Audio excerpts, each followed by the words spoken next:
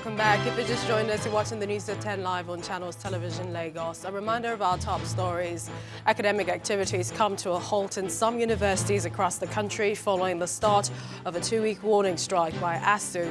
House of Representatives move to end rifts between lecturers and federal government.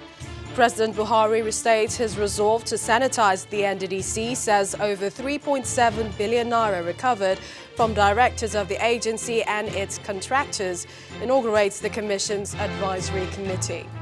Lawyers to former Emir of Kano, Muhammadu Sanusi II, give for his release an ultimatum to challenge his detention and banishment by the Kano state government in court. And death toll from coronavirus in Italy soars, with 160 deaths recorded within 24 hours as the entire country faces lockdown.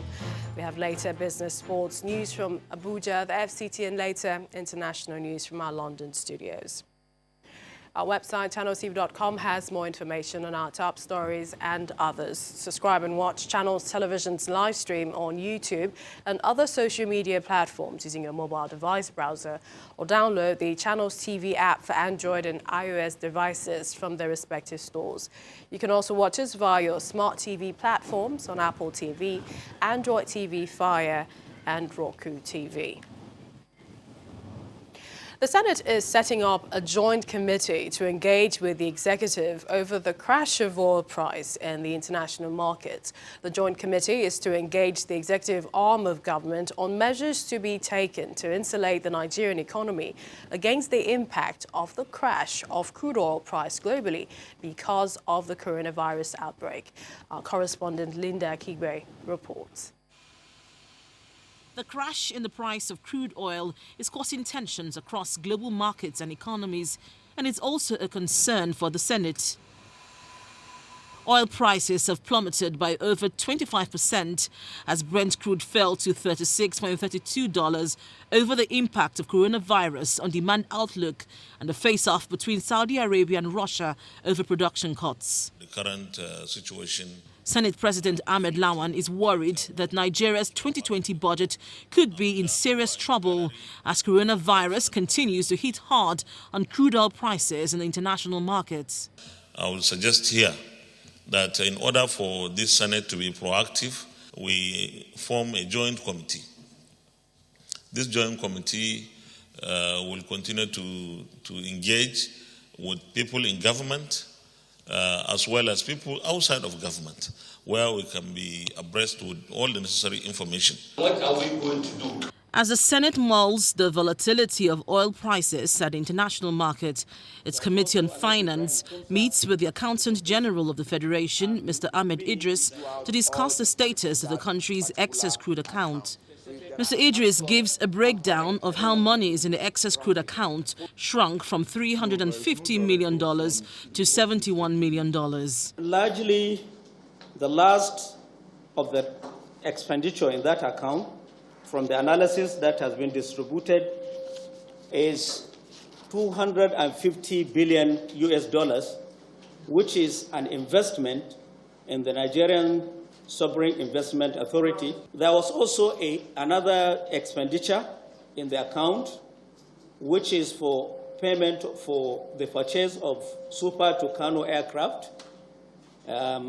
It was to the tune of about $500 million US.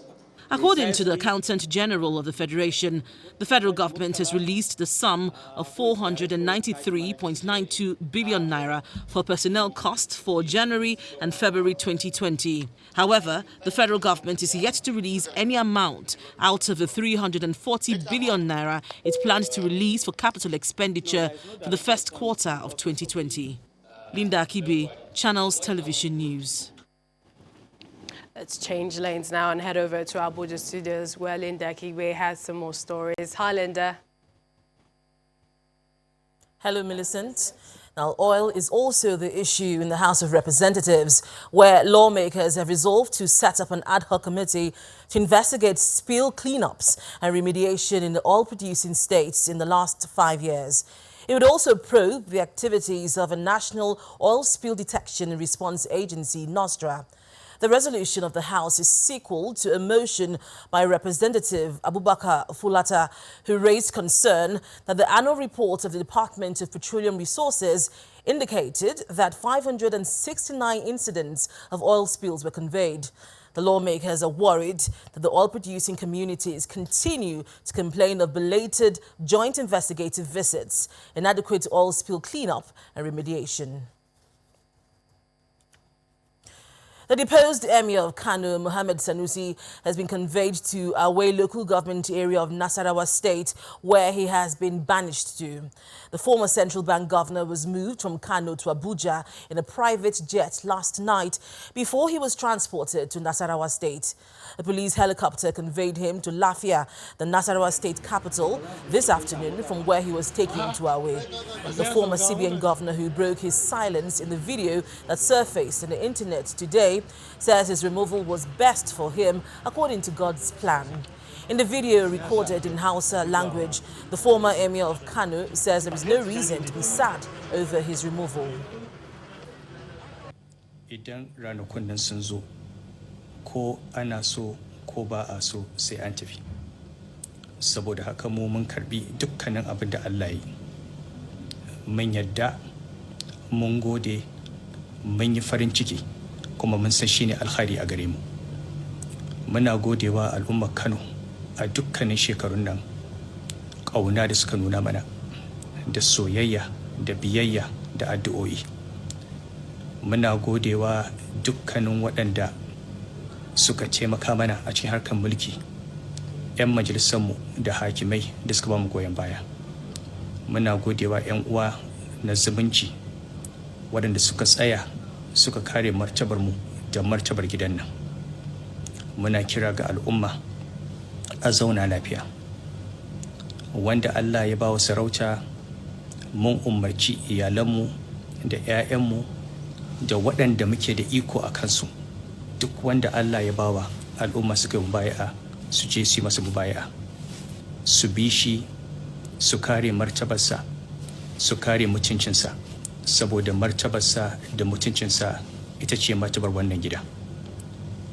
Muna gode wa 'yan uwa, muna haƙurantar da su, muna tabbatar musu cewa Allah baya kuskure. Duk abin da Allah ya yi shi ne daidai. Kuma yau kada ta dame su, abu idan ya fara ƙarshensa ake dubawa. Allah ya sa mu yi ƙarshe mai kyau, Allah ya sa mu gama lafiya. Mun gode wa Allah da ya ba mu dama muka yi shekarun da muka yi, da ya ba mu dama muka yi gine-gine da muka yi a gidan nan, da ya ba mu dama muka dawo da sarauta sunnar sarki Halifa. Kuma abin alfahari ne a wajenmu yadda Halifa ya yi sarauta da yadda ya barta. Allah ya ɗora mu akan wannan sunnar. Allah ya sa yadda ya gama a kusanci da Allah, kuma mu gama a cikin wannan kusanci. Muna gode wa 'yan uwa musulmi addu'o'i da aka yi na alkhairi shekara da shekaru. Muna roƙo a ci gaba da addu'a. Wannan ƙasa ta mu Kano, Allah ya ba ta lafiya da zaman lafiya. Allah ya yi muku albarka. Allah ya raya ku. Allah ya dawo da ƙasar da arzikinta. Allah ya ba da shugabanni na gari. Wannan gida namu Allah ya kare mutuncinsa da martabarsa. Ƙasanmu Allah ya dawo mana da ita. Allah ya sada mu da alkhairi. Muna godiya, mun gode, mun gode, mun gode. Mun rabu da ku cikin farin ciki, mun rabu da ku cikin kwanciyar hankali, mun rabu da ku cikin godiya.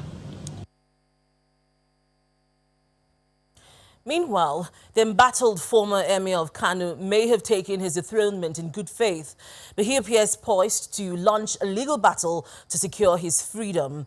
This was made known by his lawyer and former president of the Nigerian Bar Association, Mr. Abubakar Mahmood, who told journalists in Kano that Alhaji Sanusi is ready to challenge his banishment and detention in court. He explains that the former central bank governor was moved to Nasarawa State against his wish, despite choosing to spend his exile in Lagos. Mr. Mahmood insisted that his client's decision to go to court is based on the fact that his right to freedom is protected by the nation's constitution. We have not spoken to the Emir since yesterday, but we understand that they're at their destination somewhere in a remote part of Nasarawa State after driving for nearly 7 hours yesterday night and arrived at their destination at 2 a.m. This morning. We understand the choice of the location to detain His Highness Mohammed Sanusi II was intended to cause maximum trauma and distress. This again is illegal and unconstitutional. According to instructions we received from the Emir through his Chief of Staff, we are directed to take legal action to challenge the legality of the Emir's detention and banishment.